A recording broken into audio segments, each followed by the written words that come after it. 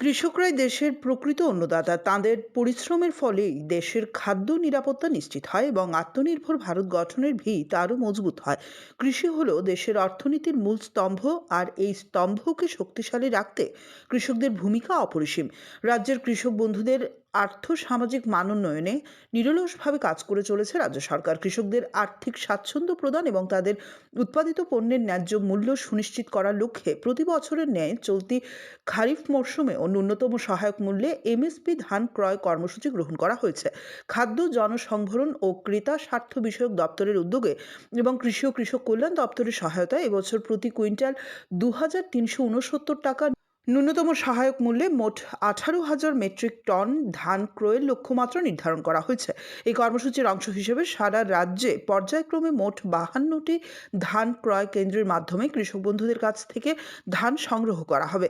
কৃষকদের ন্যায্য মূল্য নিশ্চিত করতে ন্যূনতম সহায়ক মূল্যে এমএসপি ধান ক্রয় কর্মসূচি শুভ উদ্বোধন করেন পর্যটন মন্ত্রী শ্রী সুশান্ত চৌধুরী। তিনি বলেন, এই উদ্যোগের মাধ্যমে রাজ্যের কৃষকরা সরাসরি উপকৃত হবেন এবং কৃষি অর্থনীতি আরও শক্তিশালী হবে।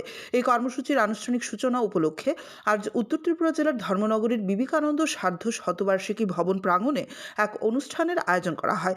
অনুষ্ঠানে কৃষকদের সুবিধার্থে সরকারি সহায়ক মূল্যে ধান ক্রয় কর্মসূচির আনুষ্ঠানিক উদ্বোধন করা হয়। সরকারের এই উদ্যোগে রাজ্যের কৃষক সমাজের মধ্যে ব্যাপক আশার সঞ্চার হয়েছে। সহায়ক মূল্যে রাজ্য সরকার আমাদের সরকার গঠিত হওয়ার পর থেকে 2018 সালে প্রতি বছর দুবার কৃষকদের কাছ থেকে ধান ক্রয় করে আসছে এবং এবারকার মরশুমে যে রাজ্যভিত্তিক ধান ক্রয় কর্মসূচি সেটা আমরা আজকে ধর্মনগর আমাদের থেকে শুরু করেছি উত্তর জেলা, এবং এই ধর্মনগর থেকে আগামী যে শুরু হলো আগামী প্রায় এক মাস ব্যাপী সারা রাজ্যব্যাপী প্রায় 50টা প্যাডি প্রকিউরমেন্ট সেন্টারে পিপিসিতে এই প্রকিউরমেন্ট চলবে।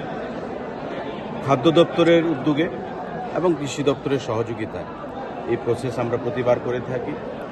আমি রাজ্যের মাননীয় মুখ্যমন্ত্রীকে ধন্যবাদ জানাবো যে প্রতি বছর উনি যদি কোনো জটিলতা থাকে সেই জটিলতা নিরসনে এগিয়ে এসে আমাদেরকে এই প্যাডি প্রকিউরমেন্ট প্রসেস স্টার্ট করার জন্য সহযোগিতা করেন। এবারও সেটা করেছে।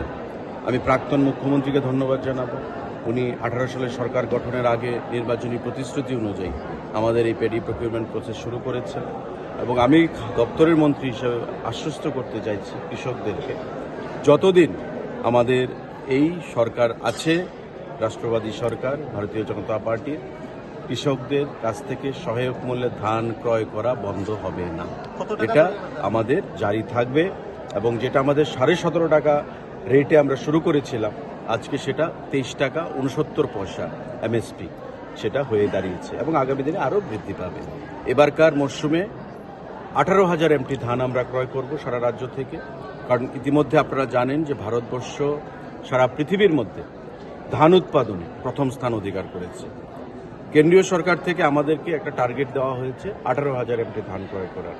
গত সিজনেও আমরা করেছিলাম 17,500 এমটির উপর, এবার করব আমরা 18,000 এমটি, এবং এই টার্গেটটা 8টা জেলায় আমাদের ভাগ করে দিতে হবে ডিডিএদের মাধ্যমে, খাদ্য দপ্তরের মাধ্যমে, এবং কৃষকদেরকে উদ্দেশ্য করে সেই জিনিসটাই আমি বলবো যে কোথাও যেন কোনো গ্যাপিং না থাকে, তারা যেন তাদের উৎপাদিত ফসল নিয়ে সংশ্লিষ্ট তাদের যে পিপিসি সেখানে এসে সেগুলো প্রদান করে, এবং খুব শীঘ্রই তাদেরকে তাদের পেমেন্টও সরকারের তরফ থেকে, দপ্তরের তরফ থেকে প্রদান করে দেওয়া।